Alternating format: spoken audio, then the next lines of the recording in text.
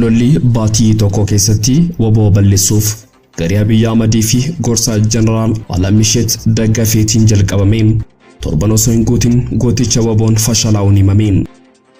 Waraanni Abiy fi Eertiraa lola addoota waraanaa garaagaraa irratti waboo waliin geggeessaa jiraniin injifatamuun salphataa jiru. Meeshaaleen waraanaa ammayyaa'u Abiy Ahmed waayilaa isaa Rajab Tayyib Erdogan irraa ergifatee harka wabootti salphatee booji'amuun immoo ka'umsaa fi dandeettii waboo addunyaatti mul'isee jira. Deeggartoonni waboo fi ilmaan Oromoo injifannoo ilmaan isaaniitiin gammadanii yeroo dhiichisan mooraan diinaa yaaddoo fi gaddaa akkasumas sodaa hamaan weeraramee argama. Bal'ina gabaasa kana qindeeffannee jirra hanga xumuraatti nu faana tura. Giddu galeessa Oromiyaatti karaaleen gurguddoo aanaalee wal quunnamsiisan waraana bilisummaa Oromoon to'atamee jiraachuun mirkanaa'e. Gincii fi jalduu gidduutti Cillimootti, Geedoof Shaampuu gidduutti, Geedoof Midaaqanyii gidduutti karaa cufuun iddoo mijatetti sagantaa isaatiin haleelaa kan jiru gootichi waraanni bilisummaa Oromoo zoonii giddu galeessaa. Karoora diinaa fashaleessuu cinaatti injifannoo boonsaa galmeessaa jiraachuun beekamee jira. Odeessa kanas guutuusaa qabannee jirra. Waraana Oromiyaa irratti mootummaan Bilxiginnaa labsamee humnoonni alaa fi naannolee hirmaachaa jiraachuu ittaanaan ajajaa Cibraa Soddon Booroo beeksise. Loltoota faashistii Eertiraa dabalatee humni addaa Amaaraa, raayyaa ittisa biyyaa, poolisii federaalaa, humni addaa Oromiyaa fi milishaan Oromiyaa qooda fudhachaa jiraachuun kan himame yoo ta'u, gootichi haqa qabatee qabsaa'uuf tooftaa waraanaa isaatiin diinota isaa dursee kan argamu. Waraanni bilisummaa Oromoo loltoota waraanaa irratti bobbaafaman mara barbadeessuun injifannoo addaa galmeessaa jira. Bal'ina odeessa kanaas qabannee jirra. Ashama harka fuunee kabajamtoota hordoftoota keenya. Odeeffannoolee wayitaawaa eebila 13 2022 kan sa'aatii kana qabannee jirra. Hanga xumura odeeffannoo keenyaatti nu faana turaa jecha kanneen chaanaala YouTube keenyaa faara taatan subscribe gochuun maatii chaanaala keenyaa ta'a. Odeeffannooleen wayitaawaa biyya keenyaa saffisaan akka isin qaqqabuuf qophii keenya like gochuun akkasumas share gochuun hiriyoota keessaniif qooduun nu faana tura. Qophii keenya irratti yaada qabdan ammoo koomentii keessatti barreessuun nuuf qoodaa. Odeeffannoo keenya guyyaa har'aa waliin turtii gaarii.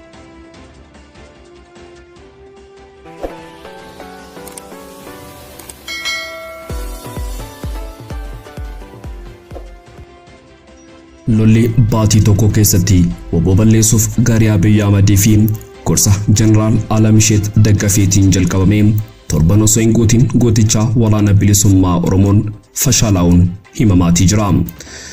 Waraanni Abiy fi Eertiraa lola addoota waraanaa garaagaraa irratti waboo waliin geggeessaa jiruun injifatamuun salphatee jira.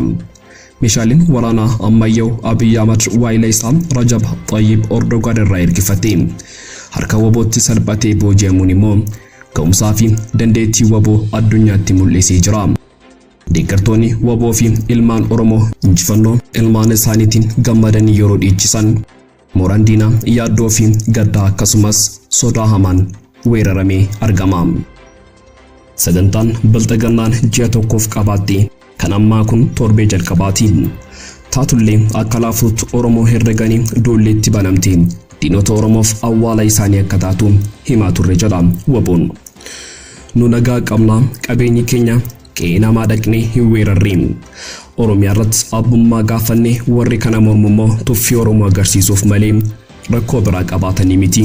Kanaafuu deebiin Oromoos ta'e waboo gabaabduudha. Akka dhufetti keessummeessina nuuf dhiyeessaa jennee jedha waraanni bilisummaa Oromoo. Lolli baatii tokkoof garii Abiy Ahmed Aliitiin waraana bilisummaa Oromoo balleessuuf gorsa jeneraal Alamisheet Daggafeetiin eegalamte osoo walakkaa sagantaa hin ga'in gara darbaa jirti. Humni shororkeessaan abdatee Oromiyaa ittiin weeraruuf sagantaa irratti baafatee ammaanuu haphateetii jira. Kutaan waraanaa lixaa shaggariif kaaba shaggariitti bobbaafame callaan haga ammaatti kisaaraa guddaa isa mudateen itti fufee loluuf osoo hin taane uummata nagaa ajjeesuun Oromoo mufachiisuutti xiyyeeffatee argama. Kibba Oromiyaatti Cibraan Soddon Booroo loluuf humni Somaaliirraa daboo dhufee guyyuma jalqabaatiin konkolaataa waraanaaf qawwee obbo Abiy Ahmed Jaalisa Rajab Tayyib Erdogan irraa daboo fergifatee dhibbootaan lakkaaban ijoollee jaalliban gurraacha badhaasuun kottee na baasi jedhee baqateeti jira. Duula kanaan milishaa godina Booranaa irraa galaana ceesisuun riphee lolaa Booranaa jedhanii moggaasuun cibiricha loluuf bobbaasan rasaasa waboo jala dhaabbachuu hin dandeenye. Kanumaanis haga ammaatti humnoota wabootti duulan walii galarraa waraanni 500 ol kibba Oromiyaa qofatti daaraatee jira.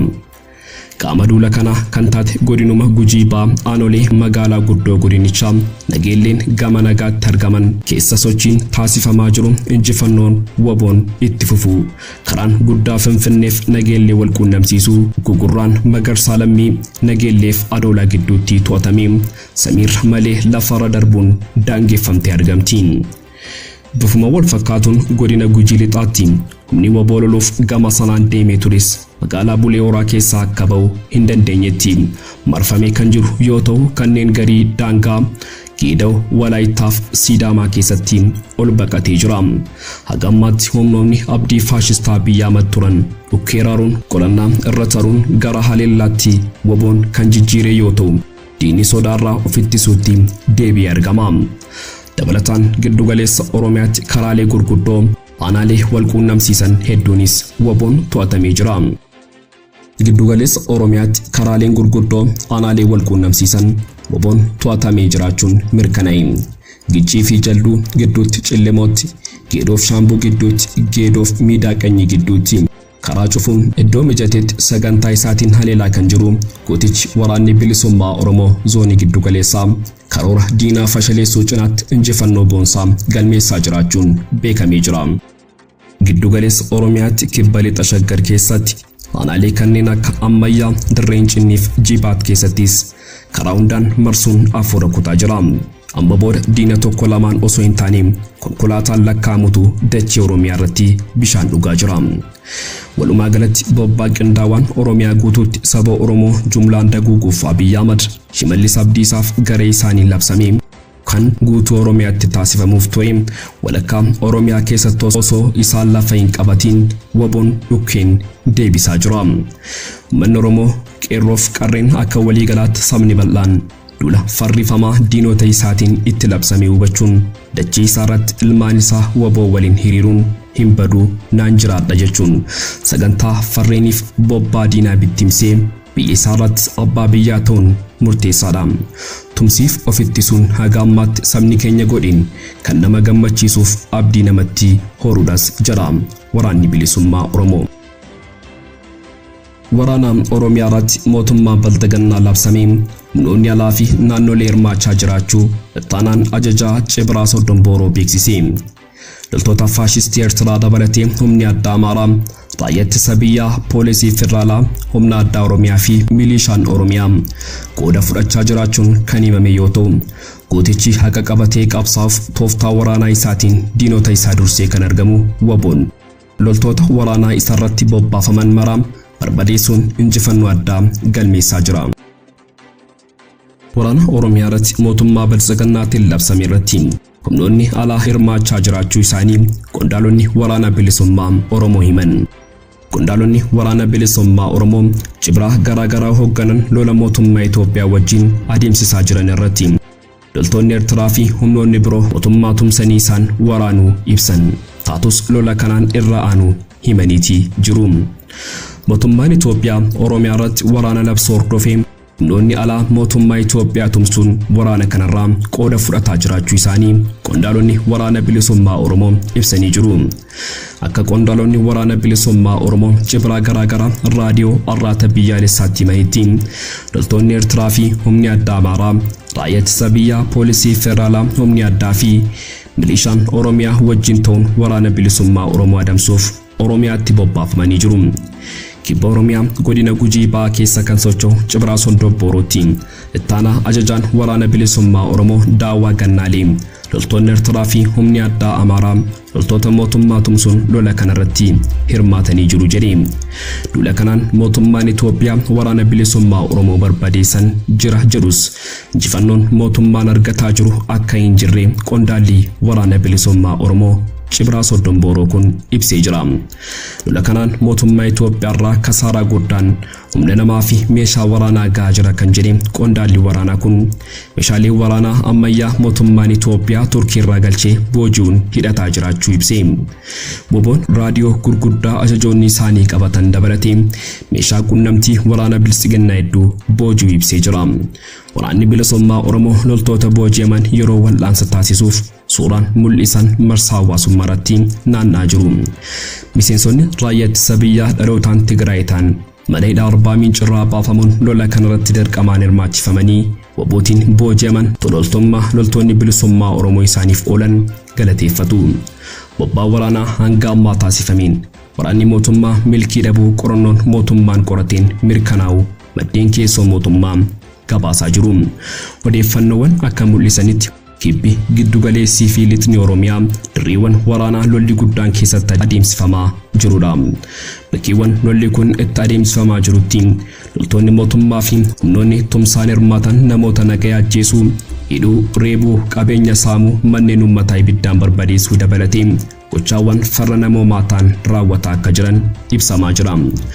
Humni addaa fi milishaan Amaaraa akkasumas loltoonni Eertiraa waraana Tigraay irratti mootummaa federaalaa tumsanii hirmaachuun yakka namoomaa fi waraana raawwatu isaanii dhaabbileen mirga ilma namaatiif falmanii fi biyyoonni lixaa komataa turan.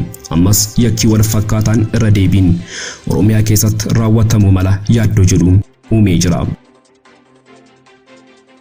Egaan kabajamtoota hordoftoota keenya odeeffannoolee wayitaawaa nuti sa'aatii kanaaf qabannee dhiyaannee asumarratti goolabama.